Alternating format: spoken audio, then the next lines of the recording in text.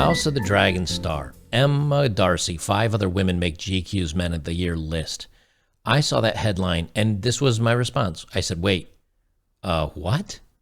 That was my response. And I'm like, well, that's good enough for a thumbnail. So now GQ, I think, stands for Gentleman's Quarterly magazine, and it's been taken over by the left-wing, crazy, feminist type writing staff. Because I used to like GQ magazine. They had good interviews with people like Arnold Schwarzenegger, and they had, like, it was an interesting magazine. I stopped reading it, I don't know, probably 5-8 years ago, because the more and more stuff came out, and I'm like, what does this have to do with men? And here's another list. So now women are making the list at GQ as Men of the Year. What? I haven't even read through the story all the way, but I just saw this, and I'm like, I got to talk about this. They say House of the Dragon owes much of its plaudits to the breakout star Emma Darcy, who plays Princess whatever, Targaryen. I don't watch this stuff, so I don't know. I got better things to do than watch this crap.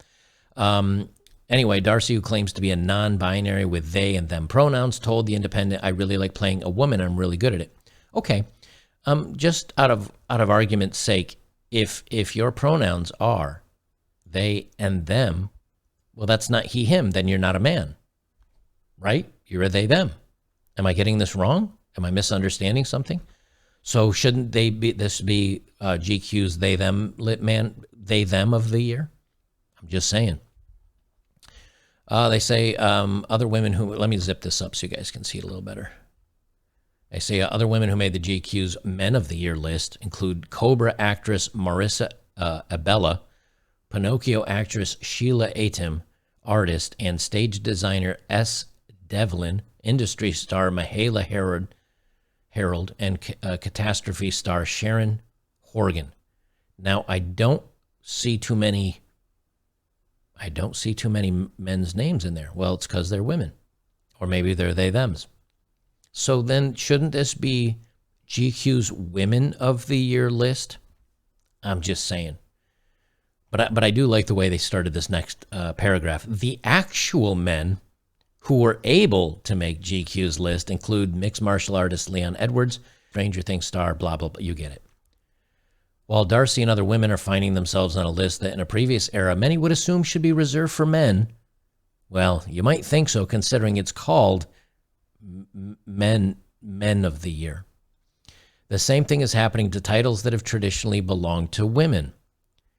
They say in May, and then they get into the men that are saying that they're women and winning women's events. Well, those, according to their own words, they are not women. Well, excuse me, they are not men. They are the people that are participating in women's sports. They don't call themselves women. They say that they are men. And then they, wait, I get this all backwards. It's so confusing. They're men that state that they are women, and so they're participating in women's sports. So then are all these people up here, and I don't know about this, maybe some of you know, are all these women, because they're calling them women, so are they women? Or are they other pronouns that, this is all such ridiculousness. So, all right, so here's my question.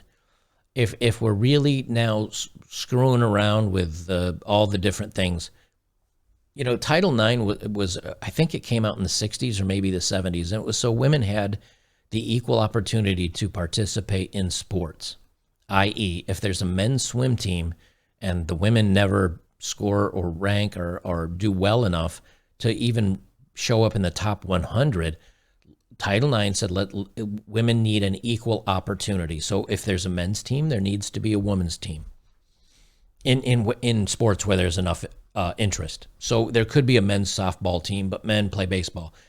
And so there could be a women's football team, but women want to play other sports than at least American football. So that was Title IX.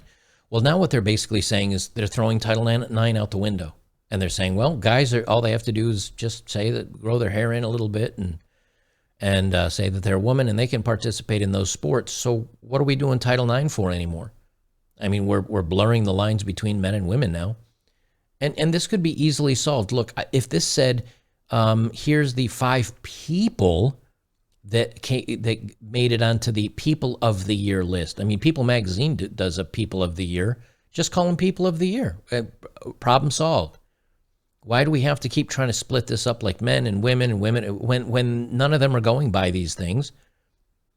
And I think it's all about normalizing it. I mean, that's one of the reasons why, coming up here, that I've got this story I'm going to talk about where Call of Duty goes woke. I'm going to talk about that too, but it's the same thing. It's like if this is where we're going with all this stuff, like just call it People of the Year and be done with it. We're wasting our time otherwise.